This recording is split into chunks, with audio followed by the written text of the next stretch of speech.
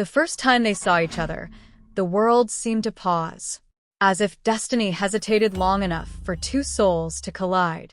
He was finishing a quiet prayer by the river's edge. She was chasing after a sketchbook that the wind had no mercy on. The pages spiraled through the golden evening light, landing at his feet. He picked them up. She looked into his eyes, and something unexplainably powerful passed between them. The kind of silent recognition that feels ancient, forbidden, and dangerous. Neither shared the same religion or cultural world, but their hearts understood something instantly. This meeting will change everything, and nothing will be simple ever again. Samira Singh was raised in a devout Hindu household, structured, traditional, rooted deeply in expectations and generational loyalty. Her parents believed in duty before desire, community before individuality. Marriage was a sacred institution arranged through prayer, astrology, and family honor.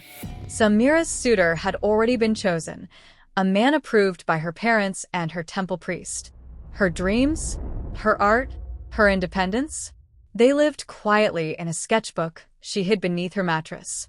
Daniel Walker, on the other hand, grew up in a Christian family in the American South, faithful but open-hearted, accustomed to questioning and exploring the world. After a near-fatal accident that shattered his plans at 19, he believed God had spared him for a reason he had yet to discover. His overseas cultural internship became his path to healing. Two worlds, two faiths, two stories that were never meant to cross. But destiny does not obey borders. When Daniel handed back the sketchbook that first day, he noticed a drawing of a woman kneeling before a flame under a banyan tree. "You drew this?" he asked softly. "Yes," she replied, startled that a stranger cared to notice. He smiled, a gentle, humble smile that reached his eyes. "It's stunning." Nobody had ever told her that before. Not her family, not her suitor, not even the friends who admired her outwardly but never truly saw her. Something inside her chest shifted, like a lock clicking open. They talked. Then they laughed. Then they forgot that they belonged to different worlds. But they both walked away that night telling themselves the same lie. This was nothing. Their paths crossed again. Fate made sure of it. A shared bus. A rainstorm that stranded them under the same temple awning.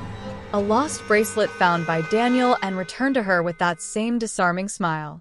By the fifth meeting, Samira whispered, "My family can never know about this."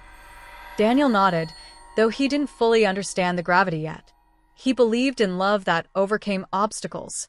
She came from a world where crossing the wrong line could shatter a woman's life. Yet every time they tried to part ways, life pulled them back together. Gently, insistently, impossibly. It began to feel divine. One evening, they sat on a rooftop as the sky turned shades of rose and tangerine. Bells chimed from a distant Hindu temple. The scent of incense drifted in the wind. Daniel watched her trace a fading star with her gaze. "Why are we doing this?" she whispered. "Our faiths are different. Our world's impossible." Daniel answered quietly, "Because sometimes God speaks in ways we don't expect. And meeting you feels like one of those whispers." Her eyes softened, but fear clouded them too. "You're asking me to risk everything." "I'm risking it with you." Before she could respond, the metal door behind them burst open. Her cousin, her brother. Rage in their eyes. Accusations flew like blades. Voices echoed across the rooftop, sharp enough to split the sky. Daniel stepped in front of Samira instinctively. She clung to the back of his shirt, trembling. And in a single chaotic moment, everything changed. The warning was clear. They could not be seen together again. Not in this life. Not without paying a price. Samira was confined at home, her phone confiscated, outings restricted. Temple elders lectured her. Her mother wept. Her father planned her engagement with renewed urgency. Daniel tried everything. Messages left at her door, notes tucked under the temple gate, waiting for hours in the places they once met, but nothing reached her. He wrestled with God. He pleaded for direction. He cried for a woman who had become the heartbeat he never saw coming. Samira felt caged, torn between cultural duty and a love that felt divinely timed. Night after night, she prayed before her family shrine, asking the gods why her heart had betrayed the path chosen for her. Her dreams haunted her. Her sketchbook remained untouched. But Daniel's words echoed endlessly.